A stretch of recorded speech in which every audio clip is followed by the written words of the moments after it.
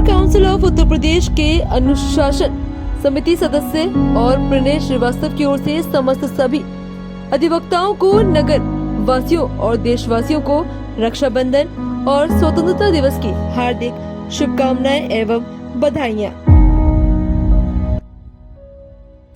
Sir क्या नाम है? प्रणय श्रीवास्तव।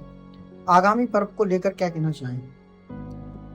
आगामी पर्व पे बस सभी लोगों को 15 अगस्त की पहले तो सभी को बधाई, सभी नगरवासियों को, सभी हमारे अधिवक्ता भाइयों को और पूरी मातृशक्ति को, सबको बहुत बहुत शुभकामनाएं। और सबसे बस एक संदेश यही है कि चूंकि भारत जब स्वतंत्र हुआ उसके लिए हम लोग 15 अगस्त मनाते हैं, तो सब व्यक्ति अपने मौलिक अधिकारों के बारे में तो जरूर ध्यान देते हैं कि हमें ये अधिकार है और हमें ये अधिकार सरकार से या किसी भी लोगों से जहाँ वो वंचित रहते हैं उनसे हमें मिलना चाहिए। लेकिन उनसे ज्यादा हम कहेंगे कि सभी लोगों से हमारा एक आह्वान भी रहेगा इस बात का कि आप लोग ये सब चीजों अपने जो मौलिक कर्तव्य है उनके ऊपर भी जरूर हम लोग ध्यान दें कि आखिर हम भी अपने देश के लिए क्या कर सकते हैं, उनमें क्या क्या भारतीय संविधान में व्यवस्थाएं दी गई हैं। तो ये सब चीजों का पालन करते हुए अपने कर्तव्यों का भी हम अपना निर्वहन करेंगे तो ये जो देश स्वतंत्र हुआ है और जिसमें काफी कुर्बानी हमारे लोगों के, हमारे परिवार के, हमारे समाज के लोगों की गई है, ये उनके लिए भी एक सच्ची श्रद्धांजलि होगी। और बाकी के पुनः आपको सबको बधाई हो, यही हमारा एक संदेश भी बधाई हो। संविधान हत्या दिवस सरकार ने मनाने का वादा किया था, आप लोगों ने विरोध किया, आखिरकार क्यों ये संविधान हत्या का नाम आगे आया? संविधान हत्या दिवस से ये चूंकि पार्टी का उनका अपना मामला है, ये पार्टी वाले लोग अपने उसको कर रहे हैं संविधान हत्या दिवस जो है, तो ये सबकी अपनी अपनी सोच है कि वो संविधान हत्या दिवस मना रहे हैं कि हाँ किस तरह से क्या हुआ। उन्होंने चूंकि वो उस समय का है कि जब वो जो हमारे स्वतंत्रता जो सेनानी वगैरह थे उनके लिए उस हिसाब से जब वो इमरजेंसी लगी थी देश के अंदर, उस समय के हिसाब से वो मना रहे हैं। तो हाँ वो उनका अपना मामला है, तो भी संविधान हत्या दिवस वो मना रहे हैं। बेटा सर, अधिवक्ताओं को लेकर कहीं स्वास्थ्य सेवाएं जो भी हो उनको अलग से एकल खिड़की का व्यवस्था के लिए हर जगह आप लोग प्रयास करते हैं। अभी तक कहीं भी सुरक्षा व्यवस्था नहीं हुई, चाहे टिकट को लेकर कहीं, इसको लेकर आप लोग पहल क्यों नहीं कर रहे? इसके बारे में कि आप लोगों को अलग से जगह दी जाए, प्राथमिकता, यानी भीड़ में ना जाए, स्वास्थ्य सेवाएं हो, रेल में हो।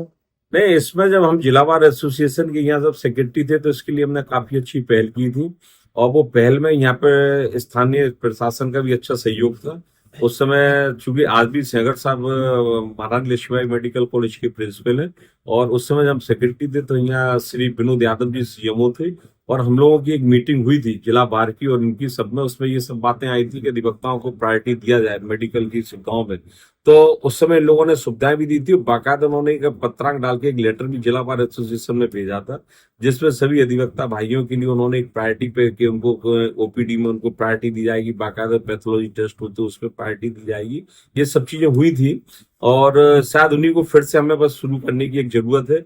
और जहां तक रिजर्वेशन वगैरह की बात थी कि वो रेलवे विंडो पे थी, तो उस समय जब सेक्रेटरी थे तो वहां हम लोगों ने डीआरएम साहब से कह के एक व्यवस्था वहां की थी, उसमें माननीय रेलवे मजिस्ट्रेट साहब का भी हमें काफी अच्छा सहयोग मिला और सबने बैठ के एक अधिवक्ताओं के लिए यहाँ जो विंडो नंबर 1 थी जहाँ की वीआईपी लोगों के रिजर्वेशन होते थे और जहाँ वो एक तो उस पर एक अधिवक्ताओं के लिए व्यवस्था की गई थी कि यहाँ पे अधिवक्ताओं को रिजर्वेशन के टिकट मिलेगा। जो जनरल अनारक्षित जो टिकट थे उनके लिए भी एक अलग से विंडो की वकीलों के लिए एक व्यवस्था की गई थी, ये हमने वहां कराई थी और बहुत अच्छे माहौल में एक मीटिंग हुई थी। उनका भी एक बाकायदा एक लेटर रेलवे प्रशासन को हम लोग के बार में आया था और ये सब सुविधाएं दी गई थी।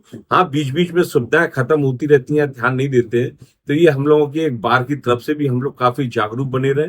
जो भी नई कार्यकारिणी आए, आज हमेशा हमें नहीं रहना है, कल दूसरे को नहीं रहना है, तो ये सब चीजें होती है। अगर कोई सुविधा बीच में कहीं बंद हो जाती है, कोई व्यवधान होता है, तो आने वाली जो कार्यकारिणी वो भी देखे और हम वकीलों का भी ये मौलिक कर्तव्य है कि हम उस पर आगे देखें और समझें।